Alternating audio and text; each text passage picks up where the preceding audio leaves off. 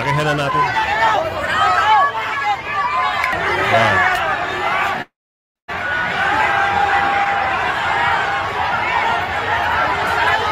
Mga bata eh. Mga bata ho eh.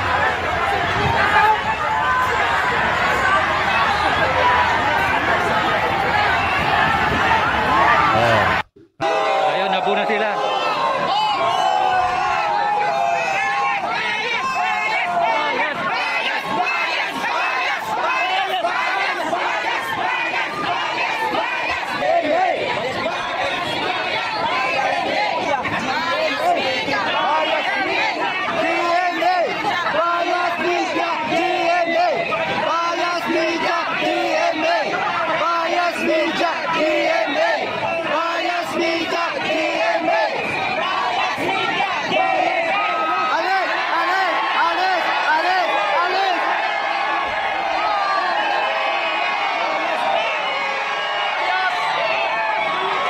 Kabayan Block kay Martin Romualdez.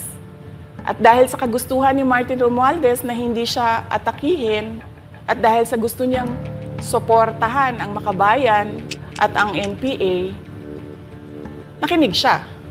Kung makikita nyo,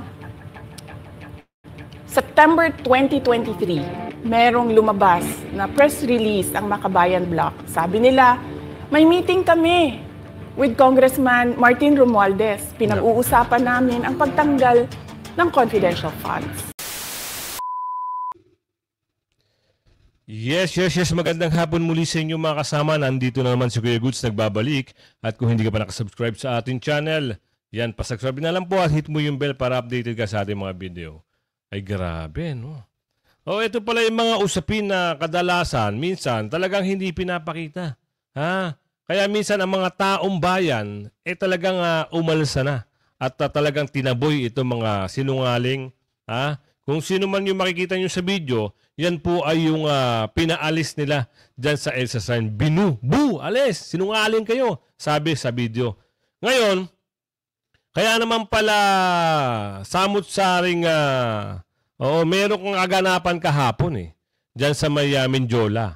Yung pala, mga kasama, ay hindi po realista na nakasuporta kay Ate Sara. Bagkus ito ay isa na naman propaganda. Ibang klase na naman ang gusto mangyari. Oo, parang panggugulo. Meron tayong slide na papakita dito. Halos kabataan. Oo, meron silang target. Kung sino nasa likod dito, sigurado, may pag-amin dito may pag-amin dito, maya-maya, kung sino ang nasa likod. Malaki na naman malaki na naman, buaya. Talagang gusto talagang tibagin ng mga Duterte. Kaso nga lang, hindi sila magtagumpay. Alam niyo bakit, kasi nga, kung sino nakaupo ngayon, ayaw nga na impeachment. Tapos, gumagamit pa sila ng mga young guns, na gusto nga makilala ang pangalan, pero, hanggang ngayon asar na asar ang ating kababayan sa pagmumukha ng young guns na yan. Ayos sa video ayos sa video. Talaga makikita mo yung mga comment ng mga taong bayan dito sa young guns na to. Simulan na natin, pero bago natin simulan, siyempre, isang like, isang share. Goods na po tayo dyan, kaya huwag niyong kalimutan i-like yung video at i-share. Eto na, Ate Sara, pwede mo bang ipaalam sa amin kung ano yung mga pag-uusap ayon kay BP? Ayon kay BP Sara, si Martin Romualdez ay supporter ng Makabayan Block. Naku po. Ito ang title. Tignan natin kung ano sasabihin ni Ate Sara dito. Ate Sara, pasok mo. Kabayan Block kay Martin Romualdez. At dahil sa kagustuhan ni Martin Romualdez na hindi siya atakihin at dahil sa gusto niyang suportahan ang Makabayan at ang NPA, nakinig siya. Kung makikita nyo, September 2023, merong lumabas na press release ang Makabayan Block. Sabi nila, may meeting kami with Congressman Martin Romualdez. Pinag-uusapan namin ang pagtanggal ng confidential funds. September yon. Sabihin mga kasama, matagal na palang planado ito. Oo. Tapos, pinagsama-sama ang mga congressman na dorobo. Oo, nakakasabwat nila di umano. O kung sino yung malaking buhaya na nababanggit dito sa video. Oo, ibang klase ano. Matagal na pinaplano. Buti na lang, kaya nga magaling yung Intel eh. Yung Intel fund na nagamit ni Ate Sara ha. Yung confidential fund nagamit niya para doon sa Intel niya. Oh, alam niya yung pasikot-sikot eh. 'Di ba? Nalaman niya nga yung tangkang paggurgur sa buhay niya. Oo, 'di ba? Sino? Natulugan niya. Eh ngayon may pag-uusap pa dito, 'di ba? Inalis nga yung security niya, inalis. Eh hindi ho papayag si Ate Sara na palitan ng bago. Bakit? Eh doon nga sa security na gagawan siya ng di maganda eh. Tapos ito pang biglang magpapasok ng hindi mo na imbestigahan, hindi mo na BI kung tawagin nila, hindi mo na nalaman kung ano yung track record ng ipapasok mo na yan. 'Di ba? Eh malay mo ba? Hindi natin masabi. Siyempre ayaw ni Ate Sara ng ganun. Eh matalino yung tao. 'Di ba? Ayoko niyan kahit galing pa sa gobyerno yan, eh hindi ko trust yan. Baka mamaya diyan pa ako, alam niyo na ha. Okay, tuloy na natin. Pagkatapos noon, nagkwento sa akin ang isang congressman. Sabi niya, lumapit daw sa kanya si congressman ko at sinabihan siya na tatanggalin namin ang confidential funds ni Inday Sara. Yun. Hindi ba siya magagalit? Ang sagot naman sa kanya nung kaibigan ko na congressman, alam mo, si Inday Sara, walang pakialam sa pera yan. Tama. Magtatrabaho yan, kahit anong budget. Alam niya yan. Dahil alam din niya na limitado ang pera ng gobyerno. Kaya magtatrabaho yan. Trabaho lang ang gusto niyan. Sinabihan siya. Inulit pa niya yung tanong. Tinanong niya yung congressman, sigurado ka ba na hindi magagalit si Inday Sara? Sabi niya, hindi. Kaya kung makita ninyo, doon sa budget hearing ng Office of the Vice President, ay dinefend namin ng maayos kung paano gagamitin ang confidential funds. Napapabilis ang trabaho, napapadali ang trabaho, dahil nakatarget yung mga proyekto. Pero pagkatapos nung plenary namin sa House, ay kaagad na lumabas, di ba? Walang 2 oras lumabas ang statement ni Congressman Zaldico. Ano sabi niya? Unanimous decision ng party leaders under the leadership of Congressman Martin Romualdez, tatanggalin namin ang confidential funds. Di ba? Plano. Eh talaga ng mga makikita nyo na, nasubaybayan nyo, talagang totoo. Pero eto, ano yung usapin dito, ha? Kaya huwag kayong bibitaw. Ituloy-tuloy nyo na yung video, ha? Dahil sa pagpaplano nila, isipin mo, ha, inamin ni Ate Sara doon na si Lulong, suportado ang Makabayan Lep. So ngayon, dahil sa pagsuporta, kung sinong nasa likod ng ayan, yung babae na yan, nagsanga-sanga na. Ginawa na ng istorya, ayaw nang tanggapin kung ano yung paliwanag ni Atty. Lopez. Diba, isipin nyo, hindi convicted ang tao, napa-cite and contempt nila, at napa-extend pa nila ng 10 days. Diba, isipin nyo, na-extend pa nila ng 10 days. Ngayon, nagalit ng taong bayan. Pero bago yan, tuloy muna natin to. Mamaya na natin sasabihin kung paano nagalit yung taong bayan. At ano-ano yung mga plano nito. May mga plano kasi ito eh. Oo, ang plano nito dahil nga sinabi ni Ate Sara na yun ay nasa likod kung sino yung Lulong at malaking buhaya at sinusuportahan ito na nasa harapan nyo na yan. Oo, may plano sila. Oo, nangyari kahapon yung plano nila. Oo, sinabay doon sa sitwasyon na may rally sa EDSA. Akala naman ng maraming tao yung mga sinasagawa nitong mga bata rally for a peaceful rally at pupunta lang sa harap na Menjola at magsasalita ng konti. Hindi. Ang nangyari, nilusob Sinagasaan nila yung mga kapulisan. Anak ng bugi Ngayon, ano mangyayari? Sisirain nyo ang pangalan. i-divert nyo na naman, sasabihin nyo, nanggulo na naman ang mga Duterte. Ganun na naman pala mga plana. Anak ng bugi. Kaya wala na hong naniniwala.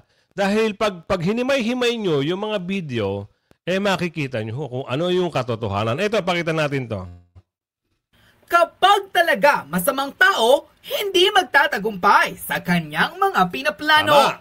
Matapos iligal na ipakulong ang Chief of Staff ni Vice President Sara Duterte na si Attorney Zuleika Lopez, Franz Castro, muling nabigo ng mismong ang Kongreso ang mag-utos na palayain na si Attorney Lopez. Ito ang breaking news ngayong araw, November 30, 2024, kung saan ipinag-utos ng Committee on Good Government and Public Accountability ng House of Representatives. Oras na matapos ang ilang medical examination na kailangang gawin ni Attorney Lopez, base mismo ito sa direktibang utos ngayong gabi. Inilabas ang nasabing full report ng PTV News ngayong gabi o 6:30 p.m. kung saan pinatunayan ng Kongreso na hindi na dapat pang makulong ang attorney at Chief of Staff ni VP Sara dahil ito ay aate naman sa mga scheduled na hearing ng Committee on Good Government and Public Accountability. Ayon sa full report na inilabas ng PTV4, naglabas na ng release order ang House Committee on Good Government and Public Accountability para kay Attorney Zuleika Lopez. Ibig sabihin, makalalaya na ang Chief of Staff ng Office of the Vice President kapag naisailalim na siya sa medical examination. Inilabas ng komite ang kautosan ngayong Sabado, November 30, kasabay ng pagkakapaso ng contempt order na ipinataw sa opisyal. Unquote. Ayon sa court order ng House of Representatives sa pangunguna ng Committee on Good Government and Public Accountability, makakalaya na mula sa iligal na pagkakakulong ay mismo sa ilang veteran lawyer ang Chief of Staff ni Vice President Sara Duterte. Yun, salamat naman po at makakalaya na. Ngayon, ito isang sample po ito. Oo. Bakit? Hindi na ho pabor kung sino nakaupo ngayon sa mga ginagawa nitong mga kongresista di umano. Oo. Di ba? Ayaw na ng ayaw ni kung sino nakaupo ngayon. Ayaw ko ng impeachment. Hindi makakatulong yan. Ganon ho ang sabi. Ngayon, yung nasa likod na yan, nasa likod na yan, sabi ni Ate Sara, suportado ng malaking buhaya. O merong naganap, di ba, na rally. Ngayon, etong mga kongresista na to, dati, marami sila nagsasalita dyan. Nagtataka tayo, bakit iisa na lang sila? Iisa na lang siya. At wala siyang katuwang. Walang sumusuporta sa kanya. Diba? Kasi dati, pag may nagsalita, merong magbabackup na, mukhang Max Alvarado eh. Tapos meron pa nga, yung kala mo, matapang na mataas na yung hairline. Oo. Yun ang mga ginagawa nila pag halimbawa nga, yung parang ang tawag doon, mako-corner na sila Diba? Eto na. Pakita natin kung ano yung hindi pinapakita. Hindi kasi ito pinakita eh. Alam nyo kung sino lang nagpakita nito? Vlogger ho din. Vlogger din. Vlogger din ng Maynila ang naglabas nito. Oo, wala rin itong wala rin itong ibig sabihin, yung mga sinasabing bayaran, wala rito sa sitwasyon na ito.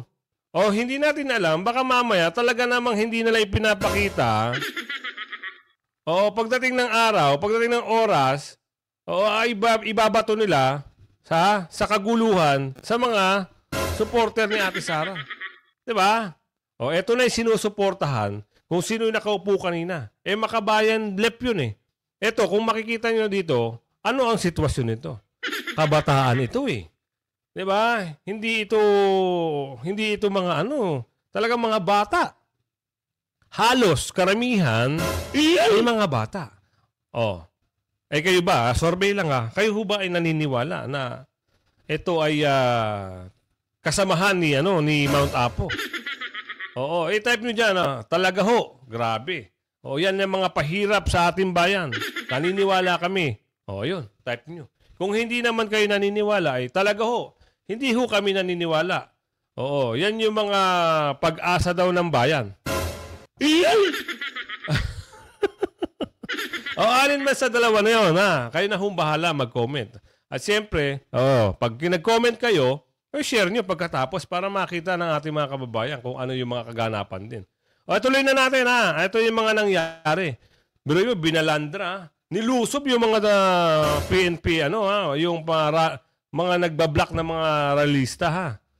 O, eto na, ha? Para makita nyo, ha?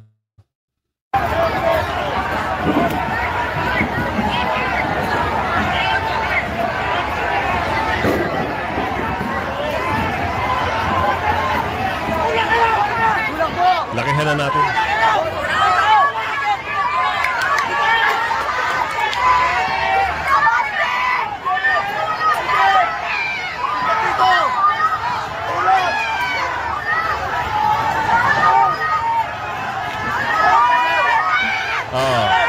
Diba?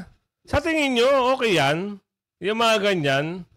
Eto na lang ha, para mas maganda-gandang slide. Ina-advance ko na eh. Kasi siyempre ito ay minsan hindi rin kaaya-aya. Kaya mamaya, yung mga gantong iba-blurred na lang natin ng bahagya ha. Para hindi naman tayo magka-problema. Ha? Kasi itong mga kaharahasan na ito ay bawal ho yan. Iba-blurred na lang po natin ha, para marinig nyo. Yan.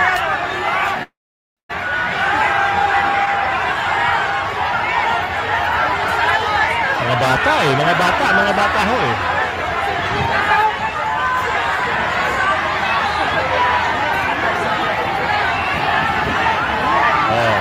Advance uli natin para makita nyo ha. Para paano nila sinugod itong mga kapulisan at kung ano yung ginawa nila.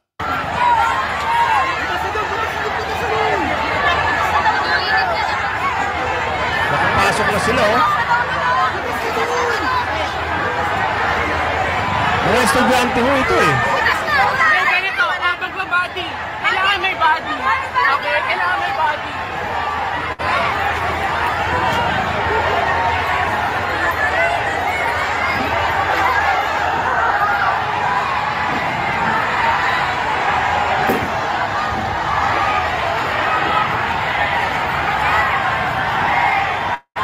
Ito na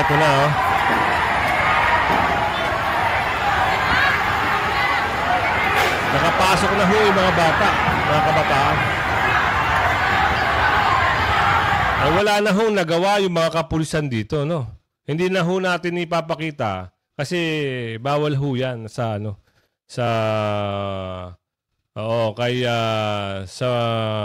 ang tawag na to sa policy o sa rules, ha? Dahil marahas ho yan eh, di umano ha.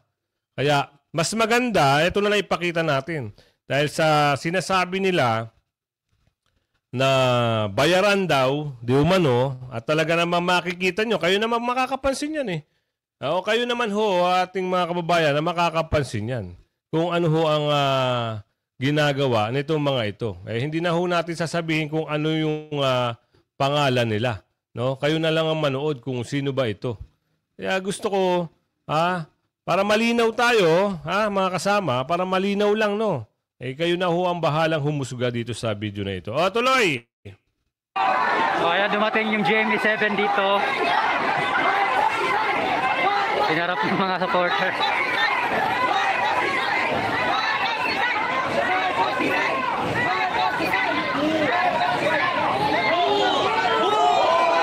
Ayun, nabuna sila.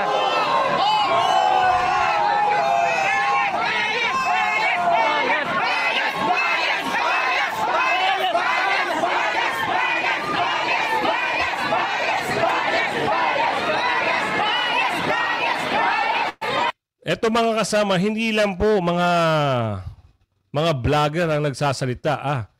Oo, halos karamihan po ang taong bayan. Oo, at mababasa nyo rin sa comment section, sa mga comment, meron ho rin talagang nagko-comment na talagang yun na yung patama, na sila daw po ay di umano ay bias. Grabe, no? Tuloy!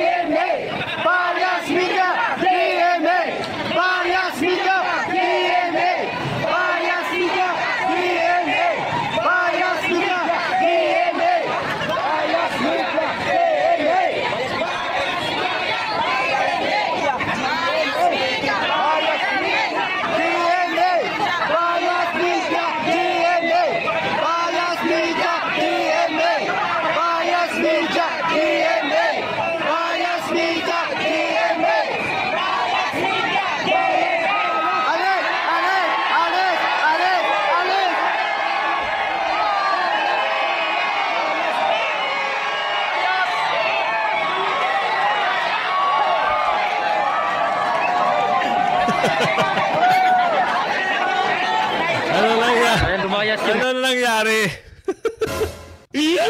Oh, ano na nangyari? Bakit tumalis?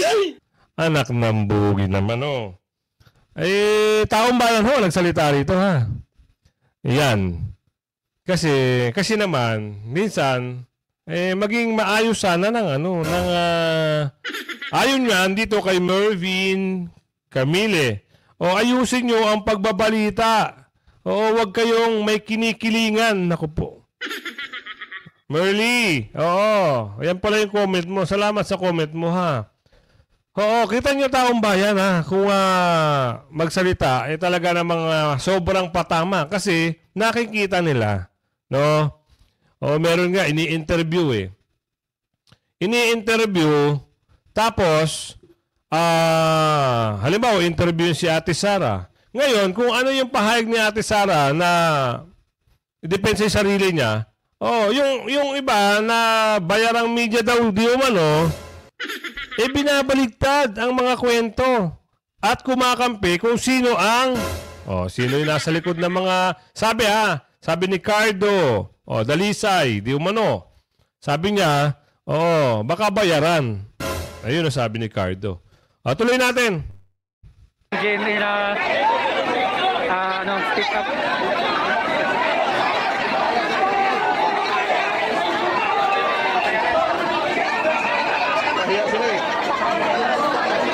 Pinuputol yung balita eh. Bias.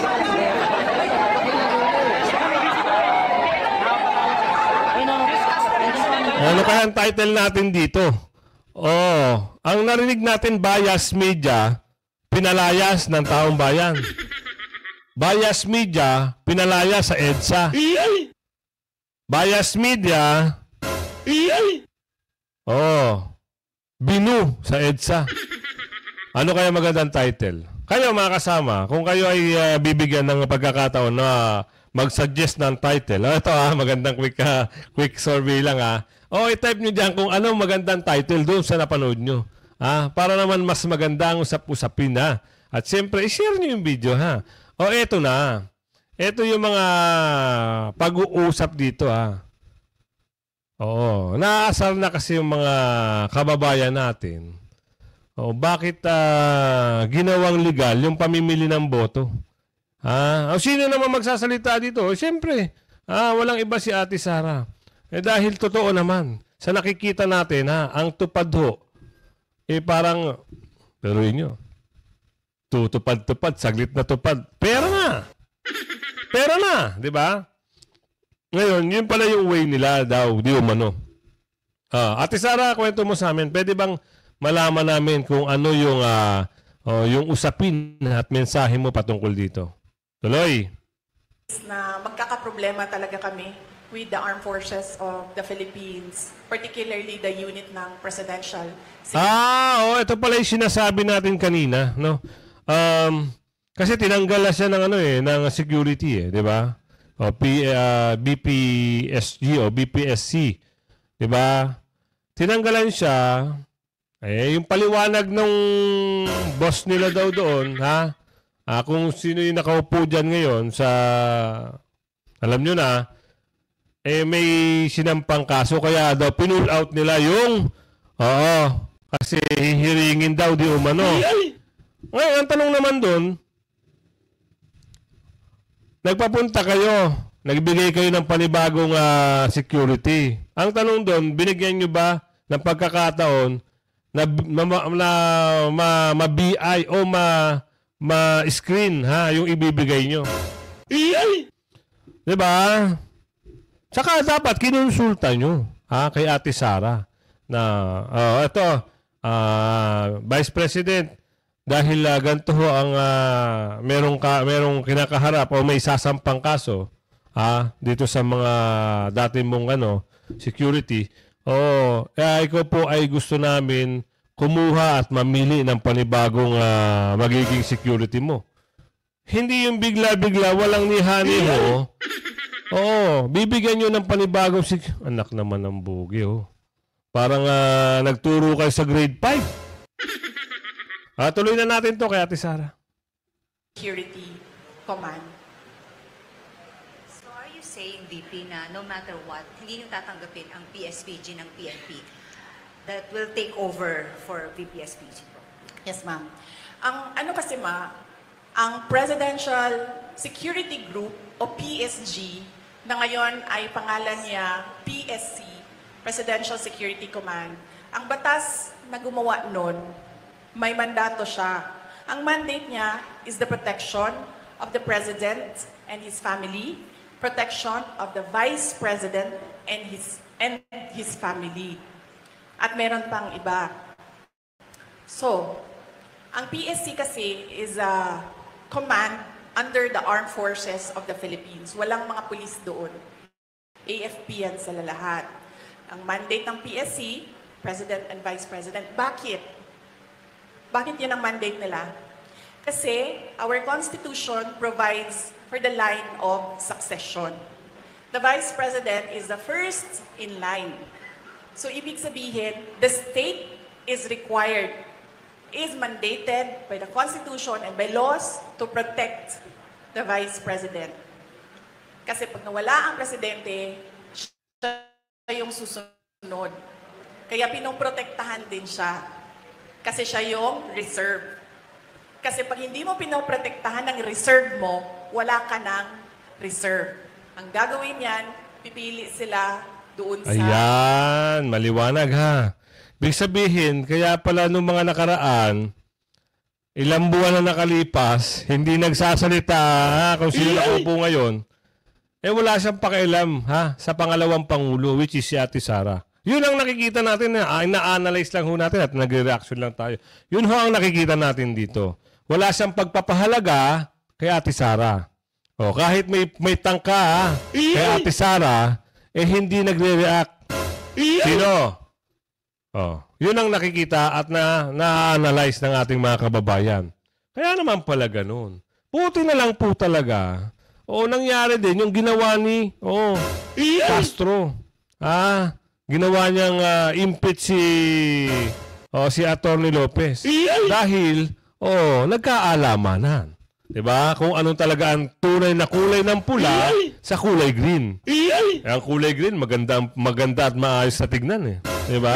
Hindi nakakasawang tignan ang kulay green. Ewan ko lang doon sa mga kulay na masakit sa mata. Diba? Totoo sa totoo, kung ikaw ay may pagpapahalaga sa BP mo, iingatan mo. Hindi mo hayaan na magkaganon-ganon. Pinagtulungan na. Dapat doon pa lang sa mga 2 araw na napapansin mo ang BP mo ay inaagrabyado, di umano. Inaagrabyado, ng kung sino-sino na lang, BP mo yan eh. Diba? Ano ba ang ginawa ng dating Pangulo kay BP Leni? Diba? Sinuportahan niya? Diba? Pinatapos niya na termino. Maayos, wala silang maahang na mga salita. Wala naman ganun eh. Kaya nagtataka na lang tayo. Dapat sinuportahan mo na lang. Oo, kung sino nakaupo ngayon, sana na lang. Oo, pwede ka pa naman Pwede pa naman kayo magkaayos eh. Kung tutusin, dahil nga sa mga pinagsamahan na di sana humantong sa ganito at walang nakikialam daw, di umano, pwede. Oo, pakita nyo lang sa tao kung nasaan yung mga bagay-bagay na hinahanap ng taong bayan. Alam nyo na kung ano yun, ha? Ano ba yung mga hinahanap ng mga taong bayan, mga kasama? Yung pinagbentahan ng ginto, yung flood control, o yung mga pera na inutang na nasaan. Wala kasi may pakita. Ibig sabihin, walang resibo, di umano. Wala silang may pakitang resibo. Hindi kagaya ni Tatay Digong, na kahit magmura, lahat ho ay may resibo. Diba? May pandemic time, nabuhay ang tao. Ngayon, walang pandemic, gutom. Gutom, ha? Ibig sabihin, yung ayuda na yan,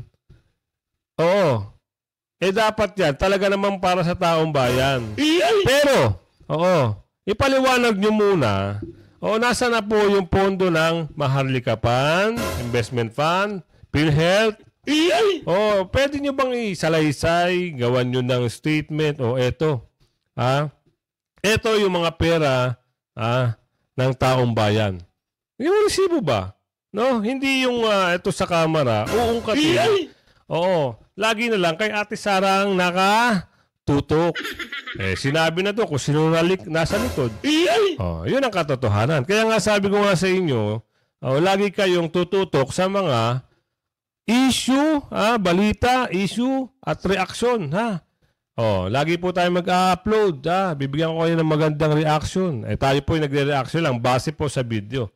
Tayo naman ay demokratikong bansa, no?